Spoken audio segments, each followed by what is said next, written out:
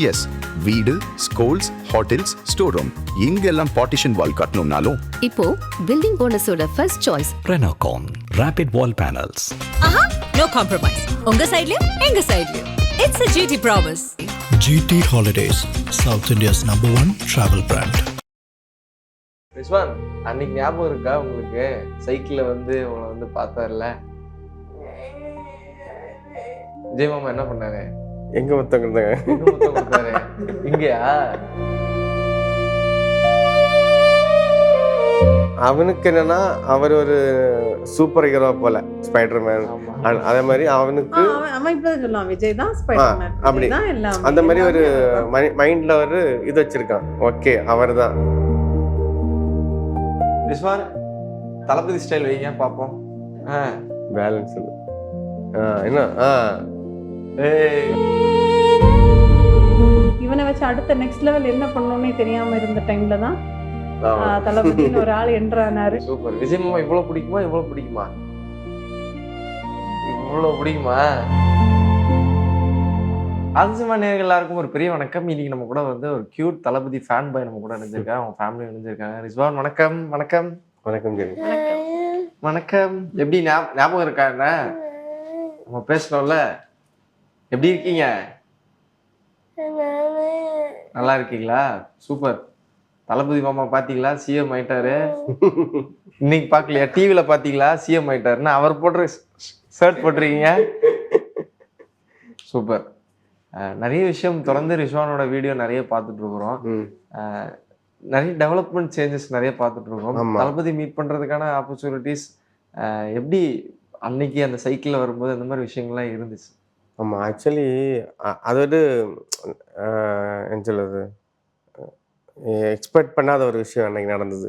சும்மா தான் போனோம், பிளான் ஒன்றும் இல்லை. நிறைய பேர் பிளான் தான் நினச்சிட்டு இருக்காங்க, பட் அது பிளான் கிடையாது. ஸோ ஏன்னா இவனுக்கு வந்து அவரை பார்த்தா ஒரு இம்ப்ரூவ்மெண்ட் கிடைக்கும் எங்களுக்கு எப்போவுமே, அப்படி தான். ஸோ அப்படி தான் சரி அவர் மீட் பண்ணுறதுக்கு நிறைய ட்ரை பண்ணிகிட்டு இருந்தோம். ஸோ இது ஒரு ஆப்பர்ச்சுனிட்டியாக இருந்துச்சு எங்கள் ஊருக்கு வர்றது. ஸோ அதனால் வந்து நிறைய பேர்கிட்ட ட்ரை பண்ணி பார்த்தோம், பட் யாருமே சப்போர்ட் பண்ணல. சரி, எங்கள் ஓன் ரிஸ்கில் தான் அங்கே எடுத்துகிட்டு போனோம். அப்போ போயிட்டு அங்கே ஒரு 2 போலீஸ்காரங்க நின்னாங்க. ஸோ அவங்கள்ட்ட இவனை பற்றி சொன்னோம், இப்படி ஆக்கணும். அப்போ தான் அவங்க என்ன பண்ணாங்கன்னா, சரி ஓகே வந்தால் பார்த்தா இவனை பார்த்தா வருவார்னு ஒரு நம்பிக்கை இருந்துச்சு. சரி அவங்கள்ட்ட சொன்னோம். அப்போ அவங்க சொன்னாங்க, சரி அப்படின்னா பேரிகார்டு ஃப்ரெண்டில் நாங்கள் இவனை விடுறோம், நீங்களும் ஃப்ரெண்டில் நில்லுங்க. ஒய்ஃப்கிட்ட சொன்னாங்க, ஒரு சின்ன குட்டி பாப்பா இருந்தனால நீங்கள் வந்து இங்கே நிற்கண்டா, வெளியே போயிருங்க, நான் ஒரு ரஷ் வந்துச்சுன்னா ஒன்றும் பண்ண முடியாது.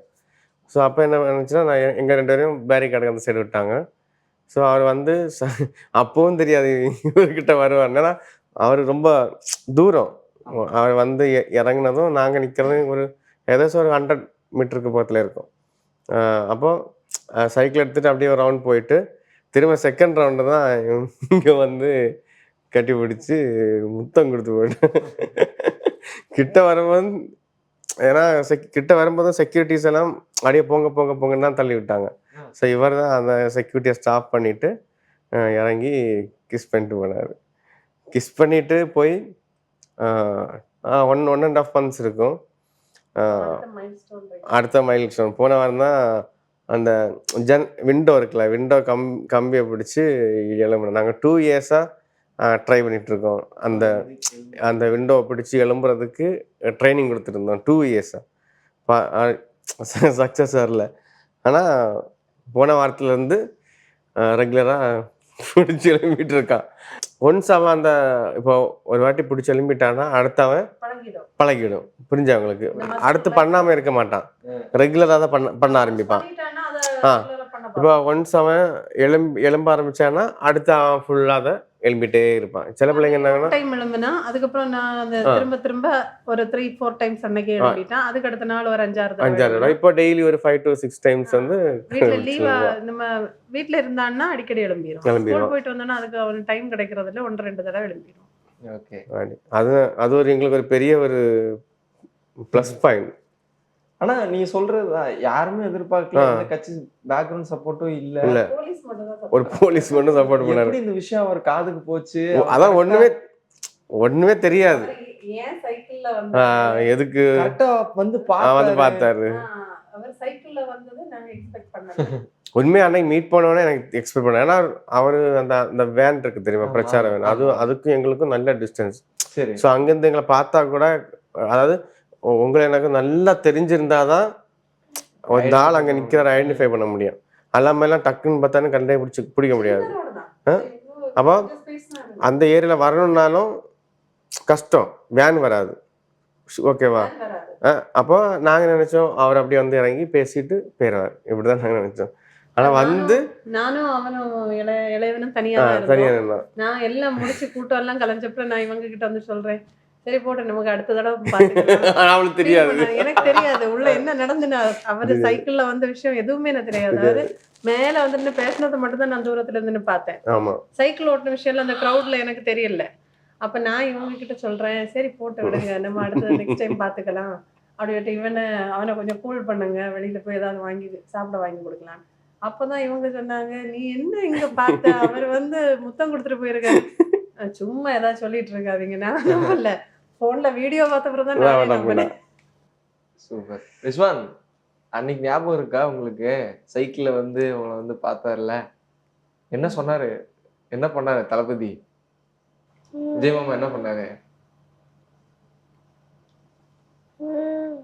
எங்க முத்தம் கொடுத்தாங்க? எங்க முத்தம் கொடுத்தாரு? இங்கயா? இங்க கொடுத்தாரா? ஹாப்பியா இருந்துச்சா? டிவில பார்த்துட்டு நேர்ல வந்து சைக்கிள்ல வந்து பார்த்தாரு, ஹாப்பியா இருந்துச்சா? சூப்பர். விஜய் மாமா இவ்வளவு பிடிக்குமா? இவ்வளவு பிடிக்குமா? இவ்வளவு பிடிக்குமா?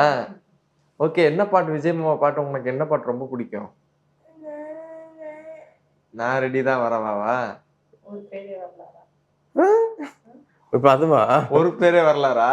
அந்த பாட்டு பிடிக்குமா? சூப்பர். விஜய் மாமா வந்து பாத்தீங்கல்ல, எதுல வந்தாரு விஜய் மாமா? சைக்கிள்ல வந்து. எப்படி வந்தாங்க? எப்படி வந்தாங்க?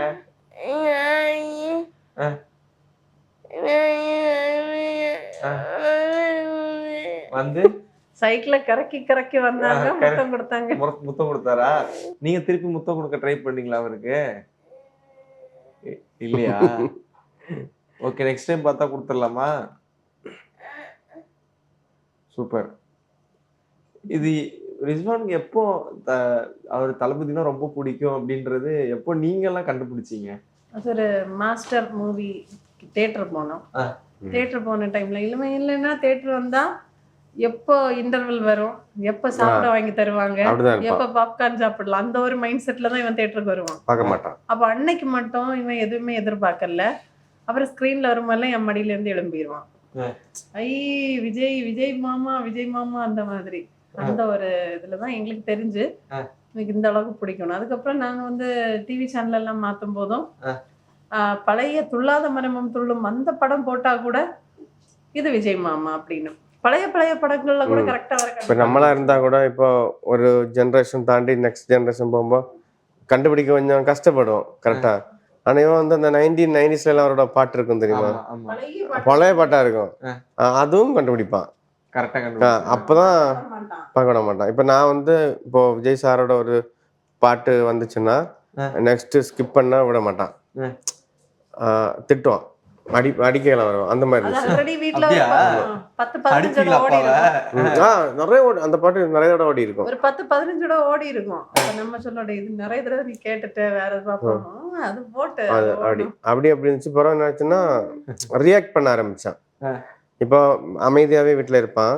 ஸோ பிறகு என்னாச்சுன்னா அவர் பாட்டு கேட்ட உடனே நமக்கு சில பாட்டு கேட்கும்போது டான்ஸ் ஆட வரும் தெரியுமா, அந்த மாதிரி இவன் வந்து எலும்புறது விழுறது கீழே இந்த இந்த கண்ணில் பார்த்தீங்களா, இது ஒரு 15 இடம் ஸ்டிச் போட்டிருப்போம்.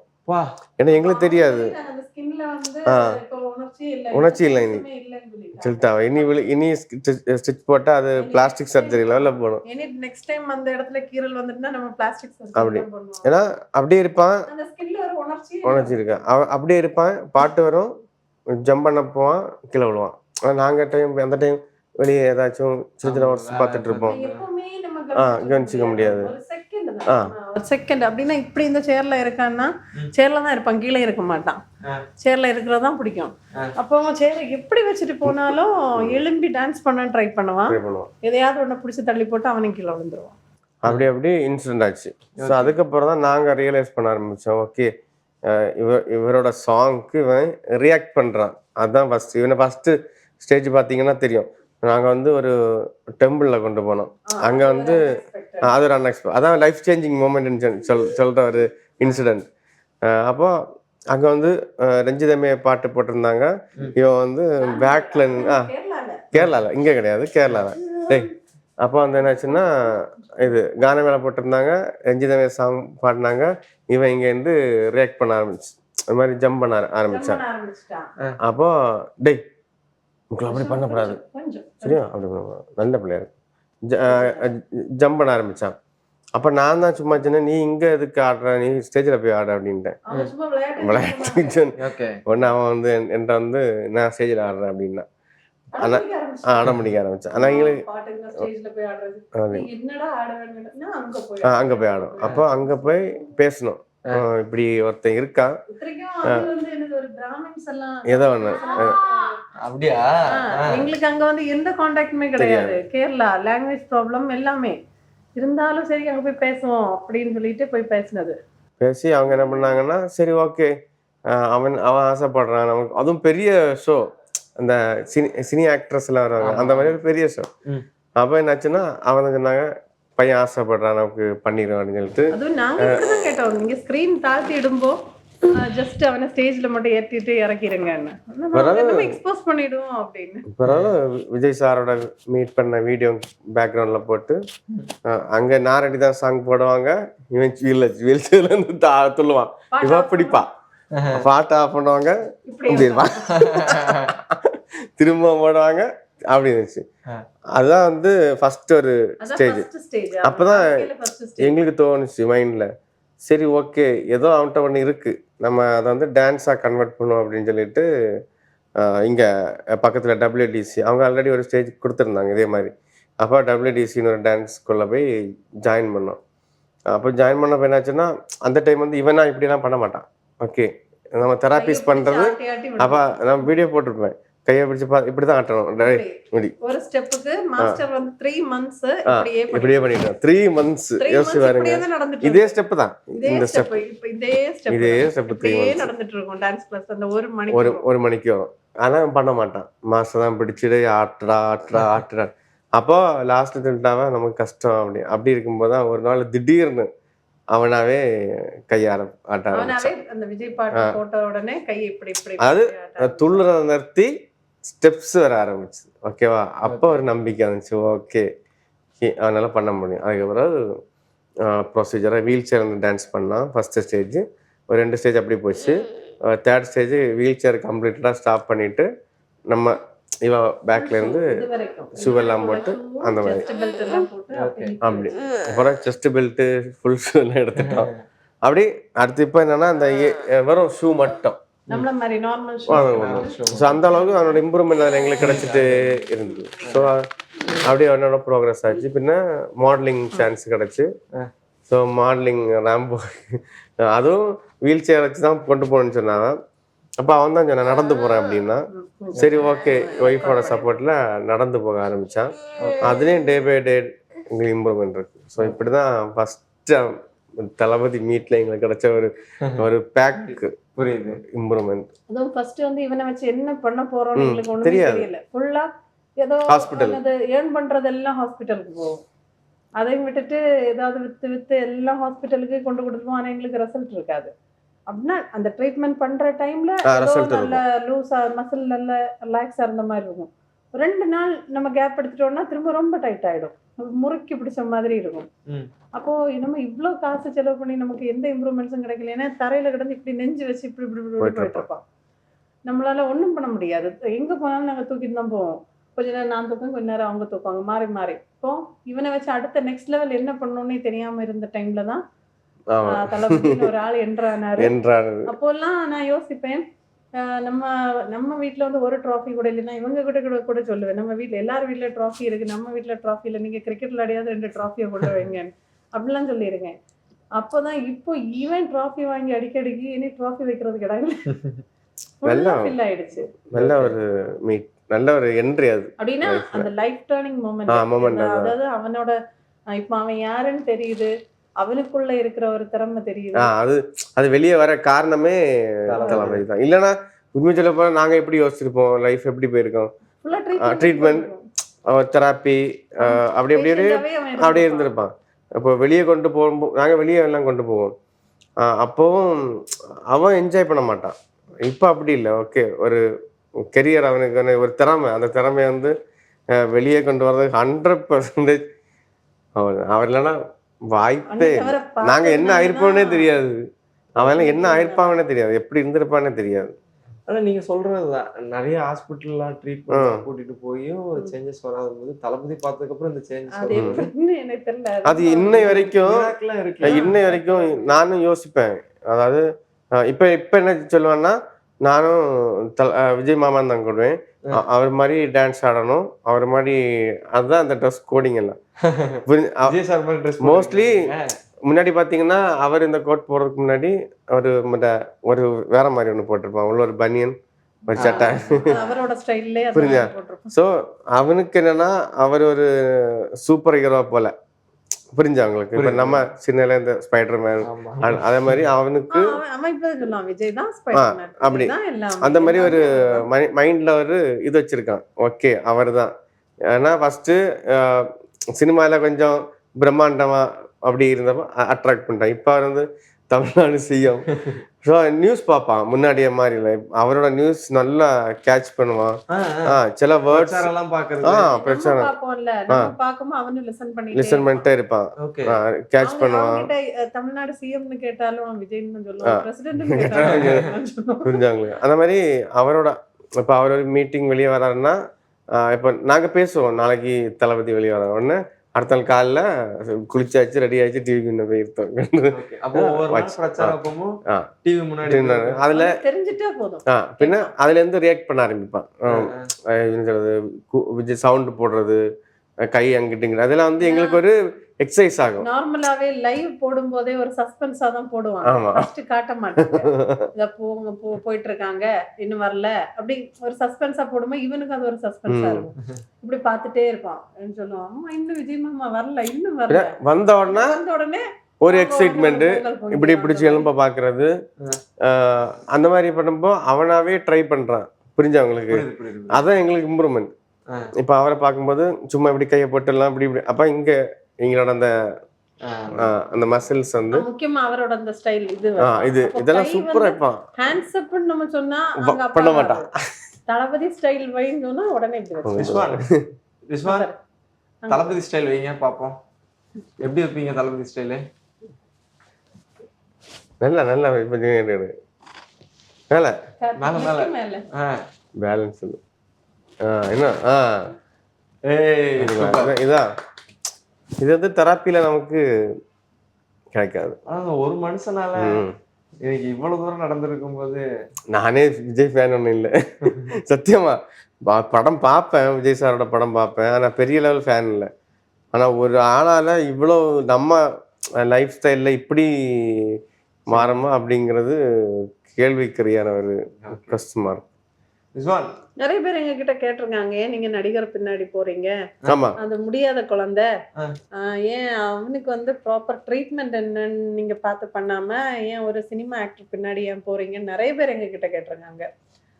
அவர் இந்த சிஎம் எலெக்ஷன் எல்லாம் அந்த டைம்ல ஏன் நீங்க ஒரு நடிகருக்கு சப்போர்ட் பண்றீங்க, அவருக்கு அரசியல் நாலேஜ் என்ன இருக்கு அப்படிலாம் கேட்பாங்க. அப்பதான் நாங்க சொல்றது, எங்களோட தனிப்பட்ட விதத்துல எங்களோட சந்தோஷம் பிள்ளைங்க தான். அப்ப பிள்ளைக்கு அவரை பார்க்கும்போது ஒரு இம்ப்ரூவ்மெண்ட், அவரால அவன் நல்லா இருக்கான், ஏதோ சந்தோஷமா சிரிக்கிறான், வெளியில 4 பேருக்கு தெரியுது, அவன் வெளியில ரீச் ஆனா அதுக்கு காரணம் அவர் தான். நீங்க என்ன வேணாலும் நினைச்சு பிரச்சனையே கிடையாது. நாங்க வந்து அவனுக்கு சந்தோஷம் கொடுத்த, எங்க லைஃபை மாத்தின, எங்களுக்கு முகத்துல அவனோட முகத்துல ஒரு சிரிப்பை கொடுத்த ஒரு ஆளு அப்படின்னு பார்க்கும்போது எங்களுக்கு வந்து நாங்க அவருக்கு தான் சப்போர்ட் பண்ணுவோம் அப்படின்னு. ரிஸ்வான், தளபதி விஜய் மாமாவோட கட்சி பேர் என்னன்னு தெரியுமா? என்ன பேரு? டிவிகேவா? சூப்பர். சரி, சக்திமான் யாரு? சூப்பர்மேன் யாரு? விஜய் மாமா. சூப்பர்மேன் யாரு? சரி, அயன்மேன் யாரு? சரி, நம்ம தமிழ்நாட்டோட சிஎம் யாரு? விஜய் விஜய் மாமா பிரைம் மினிஸ்டர் அதான் என்னைக்குமே அவன் சொன்னதுதான் நல்லதே நடக்கும் அப்படின்னா இவ்வளவு தூரம் நிஜமா இவ்வளவு தூரம் வந்திருக்கான் அது முக்கிய காரணமா அவர் தான். அதனால எதை நினைச்சும் வருத்தப்படாதீங்க. கண்டிப்பா நல்லதே நடக்கும். இன்னைக்கு அப்படிதான் வந்தோம். ஆனா ரொம்ப ரொம்ப ட்ரை பண்ணோம், எல்லாரும் சப்போர்ட் பண்ணாங்க. பட் ஏதோ இதனால பார்க்க முடியல. ஏன்னா கண்டிப்பா இன்னொரு வாட்டி பர்சனலா கூப்பிட்டு மீட் நம்ம பண்ணுவோம். பேசணும். எனக்கு ஏன்னா லைஃப்ல நடந்ததெல்லாம் அவருக்கு தெரியுமா தெரியாதுன்னு எனக்கு தெரியாது. பட் எனக்கு வந்து அவர்கிட்ட இன்டிமேட் பண்ணணும். ஏன்னா ஒரு ஆளால ஒருத்தன லைஃப்ல இவ்வளோ நடக்கும்போது அந்த மனுஷனுக்கு என்ன நாங்க என்ன செய்ய போறோம்னு எங்களுக்கு என்ன ஒன்றும் செய்ய முடியாது. அட்லீஸ்ட் ஓகே அவரால் ஒருத்தன் இந்த நிலைமைக்கு வந்திருக்காங்கிற ஒரு இன்டிமேஷன் கொடுக்கணும்னு எனக்கு ஒரு ஆசை இருக்கு. நான் இன்னும் ட்ரை பண்ணிட்டு இருக்கேன். எழுதி கொடுத்துட்டு வந்திருக்கோம். ப்ரோட்டோகால்ஸ் நிறைய இருக்கு. நம்ம டைரக்டா போனெல்லாம் பார்க்கலாம் முடியாது, அவசியம் இல்லையா? ஆமா, அதனால அதுக்குள்ள ப்ரோட்டோகால்ஸ் எல்லாம் நிறைய இருக்கு. அதெல்லாம் கொஞ்சம் எல்லாம் இன்னைக்கெல்லாம் இது பண்ணிட்டு இனி ப்ராப்பர் அப்பாயின்மெண்ட் கிடைச்சதுக்கு அப்புறம் பார்க்கலாம் அப்படின்னு கண்டிப்பா கூப்பிட்டு பார்ப்பாரு. நீங்களே வந்து சொல்லுவீங்க கண்டிப்பா. Thank you so much. ரொம்ப அழகா பேசுனீங்க. பாய் ரிஸ்வான். ஓகேவா? நெக்ஸ்ட் டைம் வரும்போது விஜய் மாமா பார்த்து தான் என்கிட்ட பார்க்க வரணும். எளிமை நடந்துட்டு வரணும்னு சொல்லுங்க. ஓகேவா? நீ மட்டும் தனியா வரணும். நான் ஃபோன் பண்ணி உனக்கு தான் கேட்பேன். கரெக்ட். ஓகேவா? கரெக்ட். நீ ஃபோன் பண்ணி வரான் விஜய் அப்படின்னு சொல்லிட்டு நீ வரணும். ஓகேவா? சரியா? தேங்க்யூ. தேங்க்யூ. தேங்க்யூ.